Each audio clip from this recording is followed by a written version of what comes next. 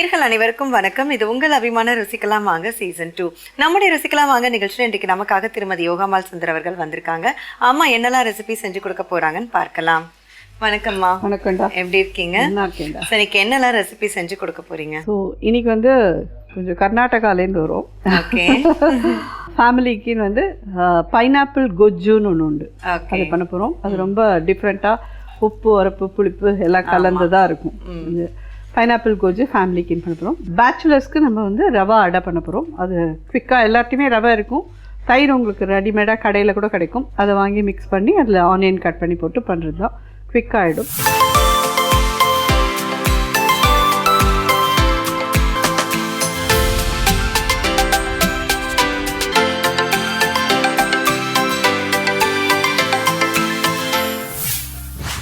So pineapple கொச்சு முதல்ல வேக போட்டுண்டு அதுக்கு வறுக்க வேண்டியதெல்லாம் வறுத்துட்டு சைமல்டேனியஸ்லி பண்ணலாம். சரி.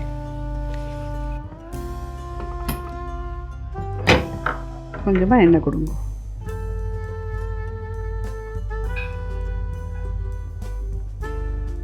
ஒரு 1 டீஸ்பூன் எண்ணெய் விட்டுருக்கேன். உளுத்தம்பருப்பு 2 டீஸ்பூன் உளுத்தம்பருப்பு எடுத்துக்கோங்க. வெந்தயம் ஒரு 1/4 ஸ்பூன் வெந்தயம். மிளகாய்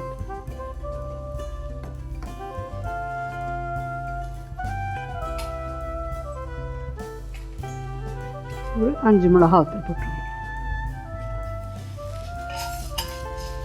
கர்நாடகா அதுலேயுமே பார்த்தீங்கன்னா உங்களுக்கு வந்து ஜென்ரலாக ஒரு ஸ்லைட் திதிப்போடு தான் சாப்பிடுவா. நிறையா தேங்காயும் யூஸ் பண்ணுவா அவளும். ஸோ இந்த கர்நாடகா ரெசிபி நீங்கள் எப்படி தெரிஞ்சுக்கிட்டீங்கம்மா? சாட்சாத் என்னோட தங்கை தான்.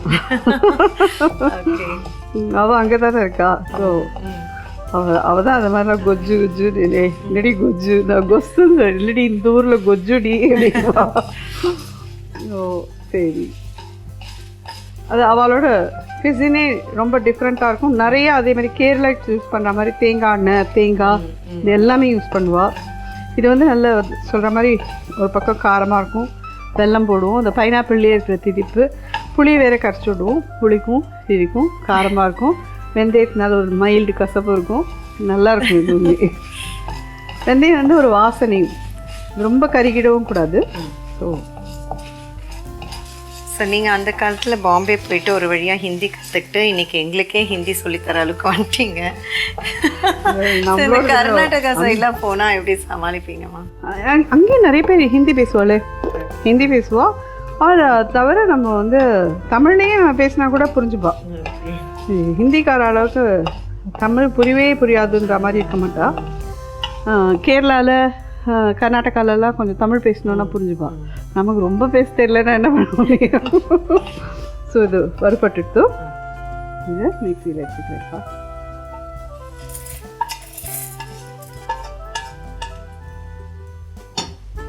இதில் பைனாப்பிள் கொடுக்கும். தண்ணி கொடுக்குப்பா.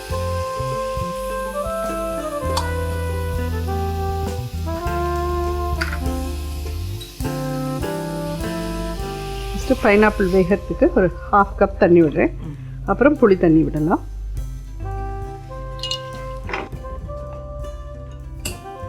மஞ்சப்பொடி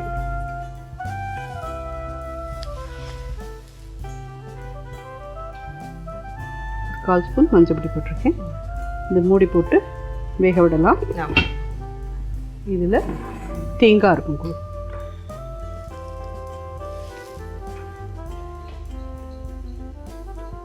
இன்னும் ஒரு 1/4 மூடியிலேருந்து 1/2 மூடி வரைக்கும் உங்களுக்கு எவ்வளோ பிடிக்குமோ அவ்வளோ வச்சுக்கலாம். தண்ணி கொடுத்துருவோம்.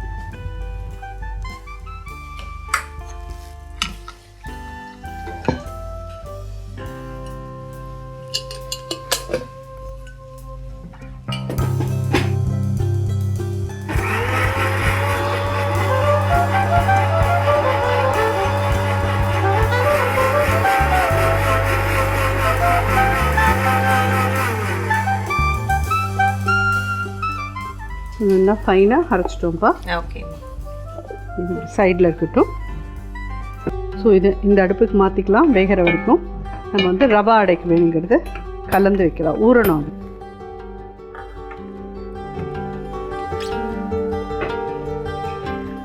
பவுல் தான்.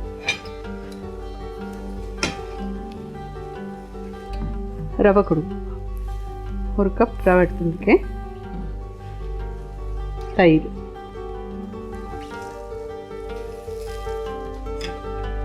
ஒரு கப் தயிர், உப்பு கொடுங்க.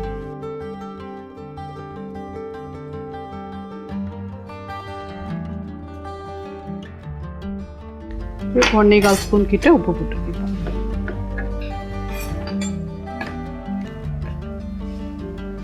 இனிஷியலி பார்த்தீங்கன்னா இது கொஞ்சம் லூஸாக இருக்கிற மாதிரி இருக்கும்.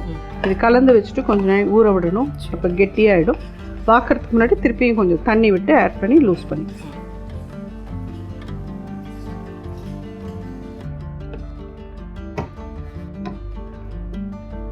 இதில் இப்போ வெங்காயம். ஸோ இதுவுமே நல்லா சம்மருக்கு ஏற்ற ஒரு. ஆமாம், இதெல்லாம் ஈஸியாக பண்ணிக்க முடியும் எல்லாராலையும். இது எல்லாமே கிடைக்கக்கூடிய ஒரு இதுதான். பச்சை மிளகா, இன்னும் ஒரு 2 பச்சை மிளகா பொடியாக கட் பண்ணி போடுறேன். கருவேப்பிலை. பைனாப்பிள் வாசனை இருக்குதுமா? இல்லை,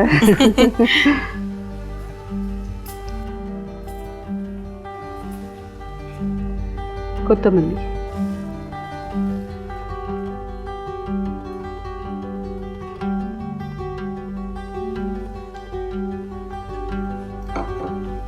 இது வந்து இந்த மாதிரி வெள்ளையாக இருந்தால் நிறைய பேருக்கு பிடிக்காது. இதில் வந்து கொஞ்சம் மஞ்சப்பொடி ஆட் பண்ணிக்கிறேன். என்ன பண்ணுங்க, இப்போ கெட்டியாக தெரியுது உங்களுக்கு. கொஞ்சமாக மஞ்சப்பொடி கொடுக்கும்.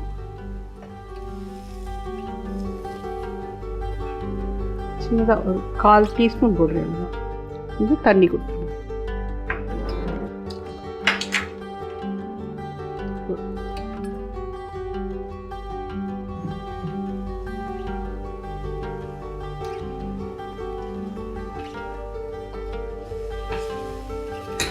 ஸோ இது எவ்வளோ நேரம் விடலாமா? இது வந்து அட்லீஸ்ட் ஒரு 10 நிமிஷம் இதை ஊற விட்டேன்னா ரவை நல்லா ஊறிண்டு ரெடியாக இருக்கும்.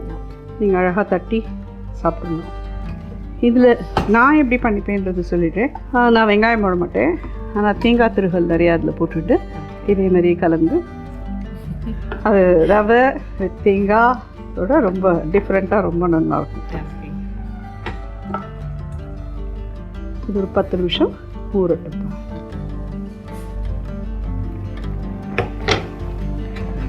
பைனாப்பிள் வாசனை எப்படி கும்முன்னு இருக்குல்ல. இதில் வந்து இப்போது கெட்டியாக புளி தண்ணி கரைச்சி விடலாம். சின்ன எலுமிச்சம்பழம் அளவுக்கு எடுத்துக்கோங்க போதும். ஏன்னா பைனாப்பிள்லேயே ஒரு புளிப்பு இருக்கும், ரொம்ப புளிப்பு வேண்டாம்.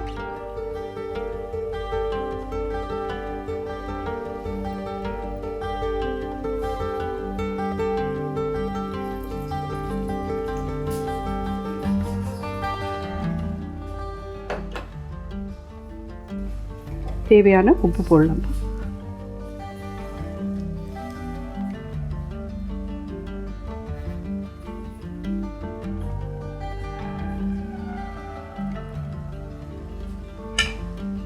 வெல்லம் வேணும்.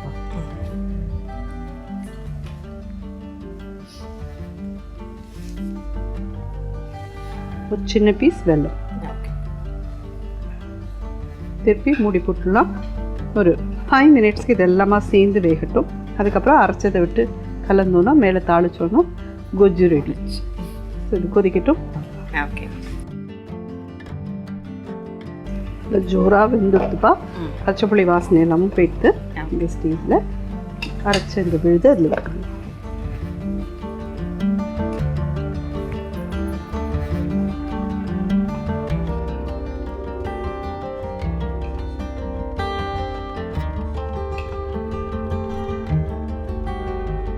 கொஞ்சமாக தண்ணி தான்.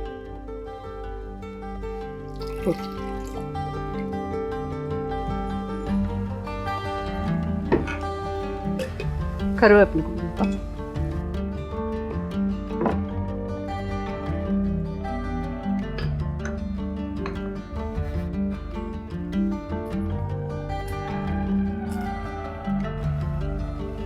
தாளிச்சு கொட்டிடலாம்.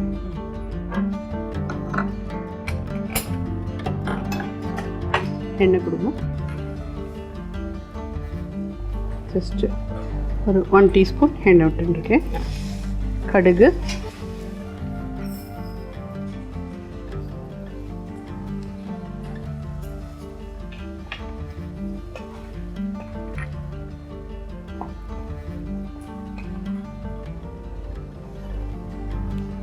இது வந்து சாதத்தில் பிசைஞ்சு சாப்பிட்லாம், இதுக்காக தொட்டுன்னு சாப்பிட்றதுனாலும் சாப்பிட்லாம், ரொம்ப நல்லாயிருக்கும் இது.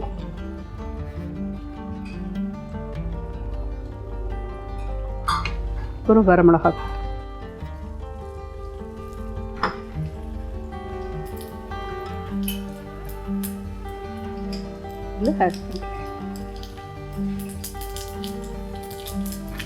இது ரெடி ஆகிடுத்து.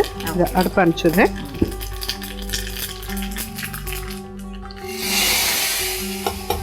இது தேங்காய் எண்ணெயில் தாளிச்சு கொட்டினேன்னா ரொம்ப ஜோராக இருக்கும். கொத்தமல்லி கொத்தணும்.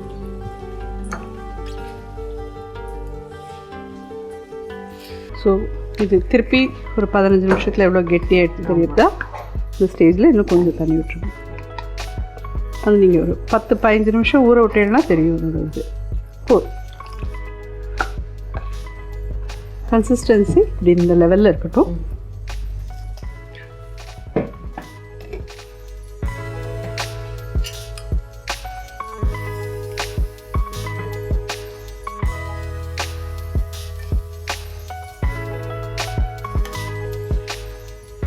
ஜென்ரலாகவே பைனாப்பிள் எல்லாருக்குமே பிடிக்கும். மோஸ்ட்லி பிடிக்காதவாலே இருக்க மாட்டா பைனாப்பிள்.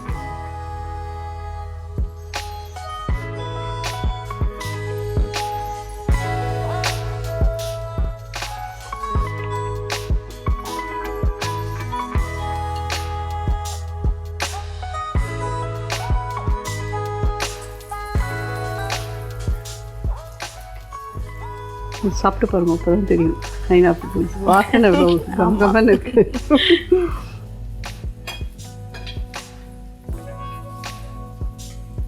இது வந்து கிறிஸ்பியாகவும் இருக்கும், சாஃப்டாகவும் இருக்கும். ஆனால் தயிர் பிடிக்காத அப்படிங்கிறவாளுக்கு ஒன்றும் பண்ண முடியாது. ஏன்னா இது புளி விட்டு பண்ணினா இது நல்லா இருக்காது. தயிர் விட்டு இந்த அடையை பண்ணால் தான் நல்லா இருக்கும். புளி விட்டு பண்ணினா கொஞ்சம் சுமாராக இருக்கும், பரவாயில்லன்னா பண்ணிக்கணும். ஆனால் தயிர் விட்டு பண்ணால் தான் இது நல்லா இருக்கும்.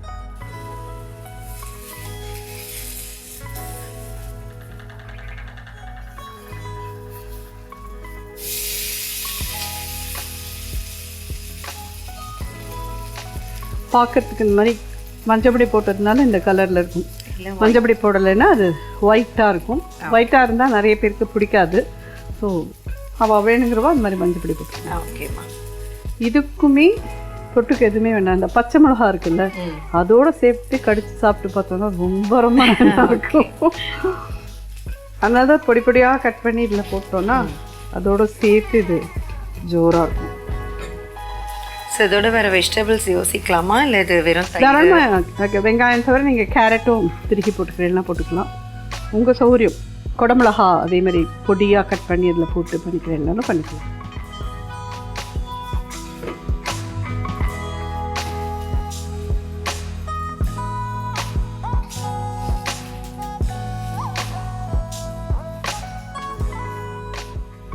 அதே மாதிரி ரொம்ப புளிச்ச தயிரும் வேண்டாம்.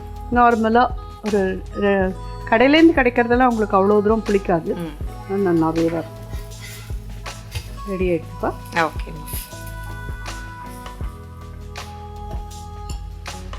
ஆக்சுவலி முதல்ல பிஞ்சு போயிடுச்சுப்பா, ரெண்டாவது நானே இது பண்ணினேன். ஆனால் வந்து அப்படி வரலன்னா கொஞ்சம் அரிசி மாவு சேர்த்துக்கோங்க, அழகாக ரவுண்டாக வந்துடும். அதையும் நான் சொல்லிடுறேன். நேர்மதாமா எப்பவுமே இங்கே எல்லாருக்கும். ஸோ அது என்னவோ அது அப்படியே சொல்லிடுவீங்க. ஸோ அது பிஞ்சதுமே அம்மாவோட ஃபேஸ் வந்து கொஞ்சம் மாறி போயிடுச்சு. இப்போ தான் சிரிக்க ஆரம்பிச்சிருக்காங்க. இல்லை, அது அரிசி மாவு போட்டுட்டேன்னா அதுக்கப்புறம் வந்துடும். ஒரு 1 or 2 ஸ்பூன்ஸ் அரிசி மாவு போட்டு மிக்ஸ் பண்ணிவிட்டு வார்த்தைன்னா அழகாக வந்துடும். நான் வரலைன்னா எல்லோரும் கஷ்டப்படக்கூடாது. இல்லை இப்படியே வரல சொன்னால் மாமி நமக்கு வரலையே அப்படின்னு எல்லோரும் கஷ்டப்படக்கூடாது. ஹானஸ்டாக சொல்லிடணும், அவ்வளோதான். தேங்க்யூ. சாப்பிட்டு பார்ப்பா.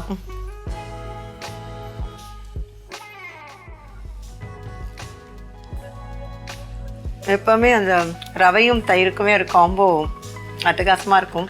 அது வடைனாலும் சரி அடைனாலும் சரி. ஸோ இன்றைக்கும் இது வந்து சூப்பராக இருக்குமா. தேங்க்யூ. ரொம்ப நல்லாயிருக்கு.